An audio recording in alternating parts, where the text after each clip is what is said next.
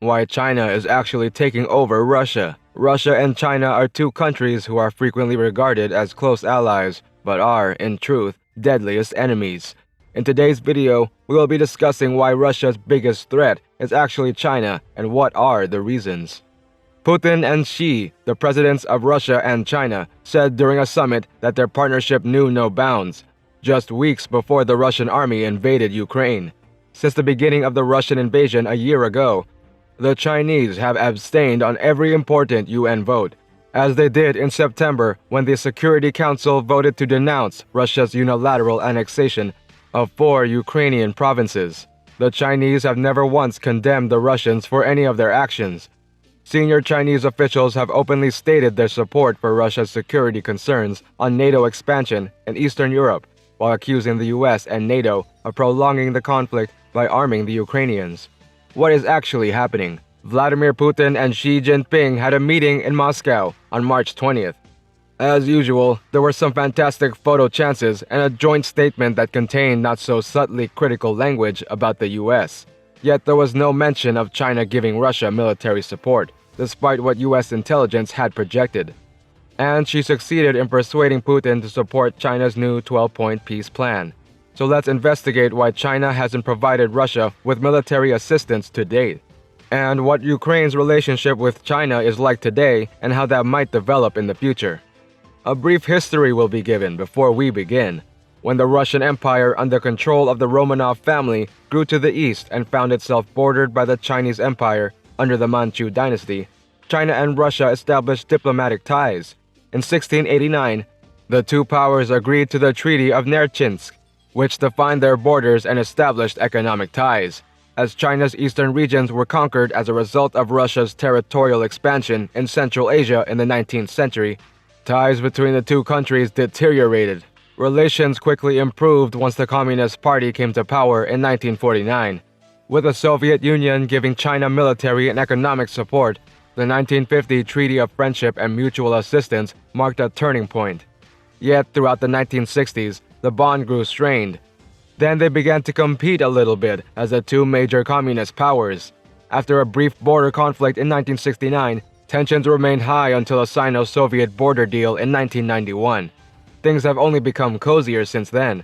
The two nations proclaimed in 1992 that they were pursuing a positive alliance.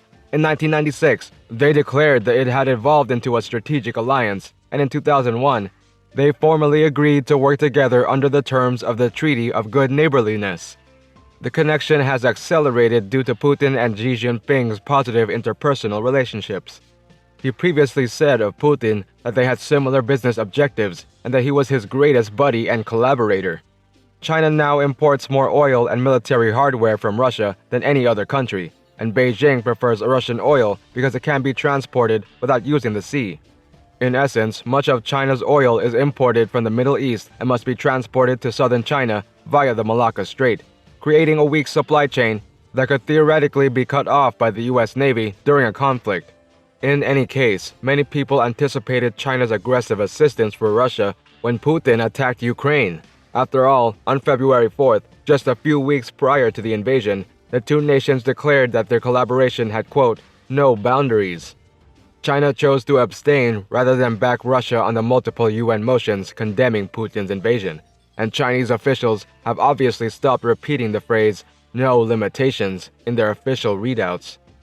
China has thus far declined to lend military support to Russia, even though trade has surged since the West imposed sanctions on Russia, with Russian exports to China doubling from $49 billion in 2020 to $113 billion in 2022. But a few private Chinese enterprises have sold a limited number of assault rifles, body armor, and drones to private Russian companies. Moreover, China has been exporting drones to Ukraine while taking care to only transfer machinery that it considers to have a dual purpose. So why has China not provided Russia with military assistance? No one is certain, although there are a few likely explanations. First off, it appears that Putin kept Xi in the dark over Ukraine, which will have soured relations and made offering support more challenging. Xi was noticeably silent when Putin invaded, and other Chinese officials didn't realize it until the Financial Times reported that Putin had not informed them beforehand. Second, China is currently attempting to drive a gap between the US and Europe. Helping Russia would only serve to strengthen the West's unity.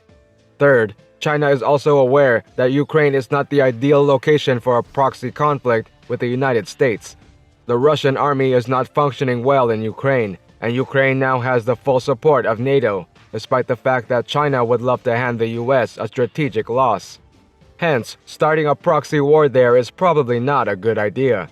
Fourth, given that Russia has no other choice than to become China's economic slave, China is presumably aware that this is the outcome. Even if China does not offer military assistance to Russia, Russia will still sell cheap oil and gas to China because, well, it can't sell that much oil and gas to anyone else. Thus, what is China's real goal in regards to Ukraine? Now there are two things in our opinion. First off, it's likely that China always wants to negotiate a settlement in Ukraine, if only for personal gain. China may portray itself as a diplomatic powerhouse and portray the US as an irresponsible maniac by negotiating the normalization of relations with Saudi Arabia and Iran. It would also strengthen China's soft power in a large portion of the developing world, which mostly wants the war to finish quickly to reduce inflation. It's also plausible that China has leverage over both Ukraine and Russia because Chinese military support would probably be crucial, and both countries have expressed an interest in the plan. Second, China seeks to drive a wedge between Europe and the US by using Ukraine. According to surveys, the majority of people in various European nations, such as Germany, Italy, and Spain, just want the war to end. China is attempting to sway these Europeans and their governments away from the US, which has made it apparent that it doesn't want the war to end anytime soon, by positioning itself as the peacemaker. Thus, it follows that China isn't giving Russia weapons because it would rather serve its strategic interest by mediating peace, and Moscow has no clout to persuade China to act differently. Yet, this does not necessarily imply that China won't eventually provide Russia with weapons. The best-case scenario for China is a peace deal facilitated by China. The worst-case scenario is a comprehensive Russian loss, since that would be a strategic win for the United States and destabilize one of China's key allies. So, there is a significant risk that China may intervene if peace discussions fail and Russia continues to fight on the battlefield, which would be bad news for anybody who wants to avoid World War III. Because it is not in China's best interest, it is unlikely that China will form an alliance with Russia in this conflict.